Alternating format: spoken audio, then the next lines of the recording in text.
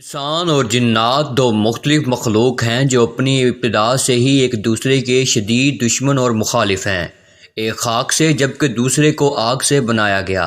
لیکن کیا آتی اور خاک کا ملاپ ممکن ہے؟ کیا جن اور انسان آپس میں شادی کر سکتے ہیں؟ عربی داستان ہمیں کیا بتاتی ہے اور اسلام کی نظر میں جنات اور انسان کے اس شادی کی کیا حیثیت ہے؟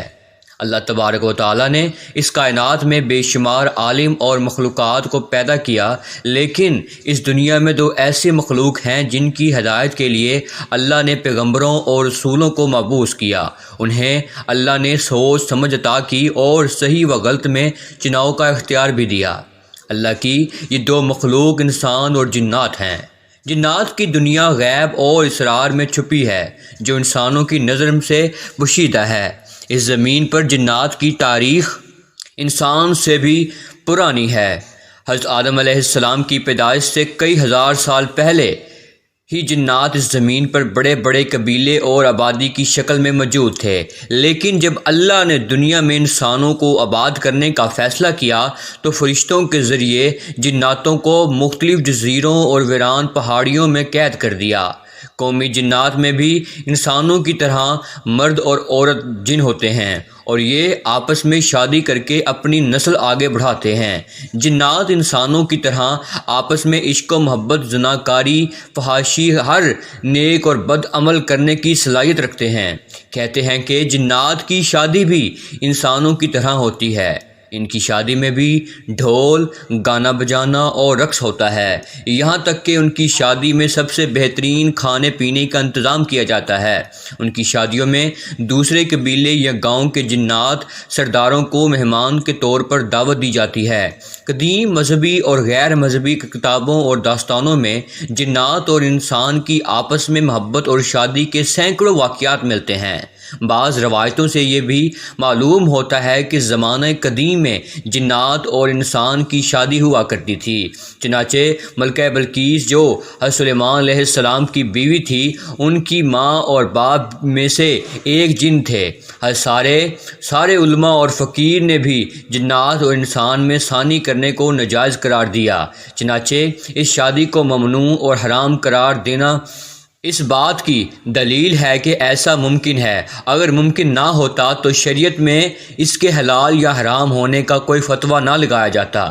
اب یہاں سوال یہ اٹھتا ہے کہ جنات آتشی مخلوق ہے جبکہ انسان خاکی و آبی مخلوق ہے، تو آگ اور پانی کا ملاپ آخر کیسے ممکن ہے؟ اور اس ملاپ کے نتیجے میں اولاد کا ہونا خلاف عقل و شعور نظر آتا ہے۔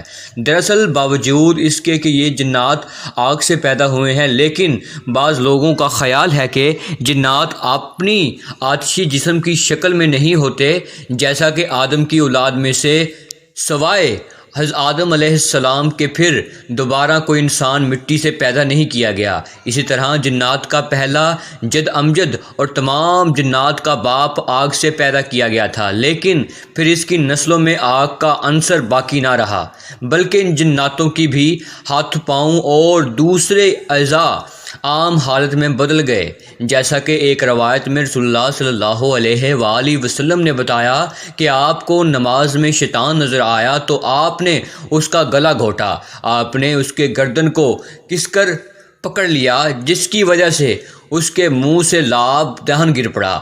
حضور نے اپنے ہاتھ میں اس کی زبان سے گرنے والے لعاب کو محسوس کیا جو بہت ہی ٹھنڈا تھا۔ شیطان کا لعاب ہونا اس بات کی دلیل ہے کہ وہ آگ سے دوسری حالت میں تبدیل ہو چکا ہے، ورنہ اس میں ٹھنڈک موجود نہ ہوتی۔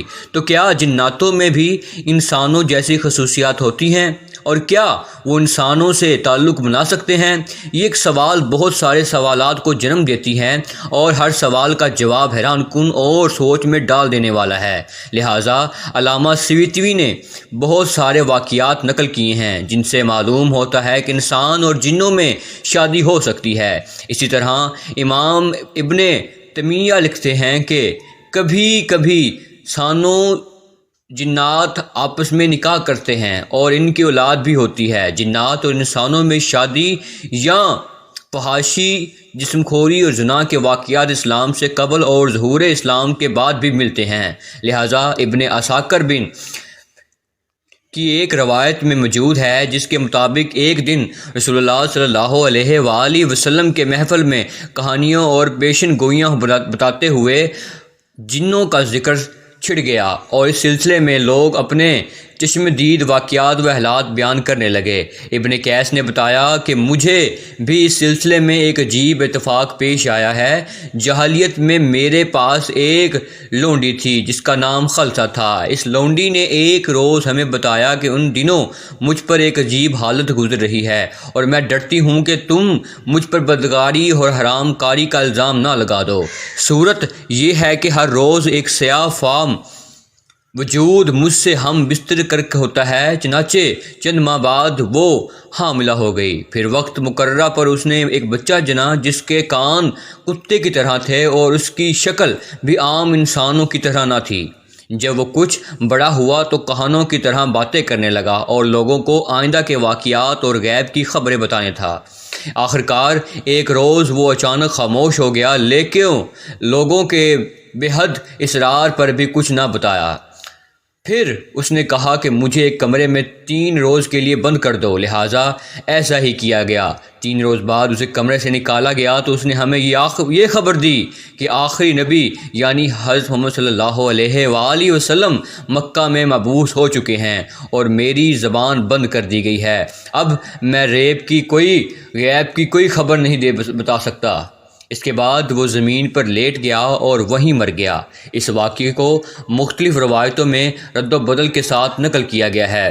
بعض روایتوں میں یہ بھی ہے اضافہ موجود کیا گیا ہے کہ نبی کریم صلی اللہ علیہ وآلہ وسلم نے اس واقعے کی تصدیق فرمائی۔ اسی طرح امام درامی نے اپنی کتاب اتباع سنان میں ایک واقعہ لکھا ہے، جس کے مطابق قبیلہ بخیل کے ایک شخص نے روایت کیا کہ ایک جن ہماری کسی لڑکی پر عاشق ہو گیا اور ہمارے پاس اس کی شادی کا پیغام بھیجا۔ اس نے کہا مجھے پسند نہیں کہ میں اس حرام طریقے سے استعمال کروں۔ اس کے بعد وہ روبرو ہم سے گفتگو کرنے لگا۔ ہم نے کہا تم لوگ کیا چیز ہو؟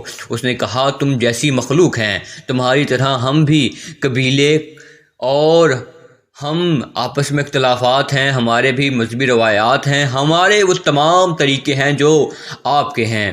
اور اس نے کہا کہ ہم میں ہر طرح کے لوگ ہیں، قدریہ بھی ہیں، شیعہ بھی ہیں اور مرزیہ بھی ہے۔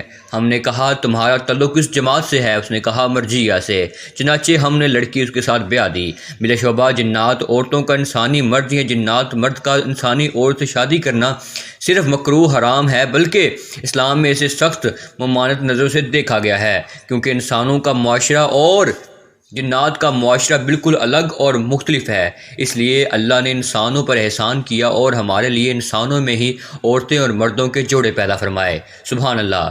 ناظرین، یہ تھی ہماری آج کی ویڈیو، اور اگر ویڈیو اچھی لگی ہو تو چینل کو سبسکرائب کیجئے، لائک کیجئے اور بیل آئیکن کو ضرور کیجئے تاکہ ہماری ہر آنے والی ویڈیو آپ کو جلد سے جلد موصول ہو سکے۔ اپنے ہوسٹ عدنان صفدر کو دیجئے اجازت، ملتے ہیں اگلی ویڈیو میں، تب تک کے لیے اللہ حافظ۔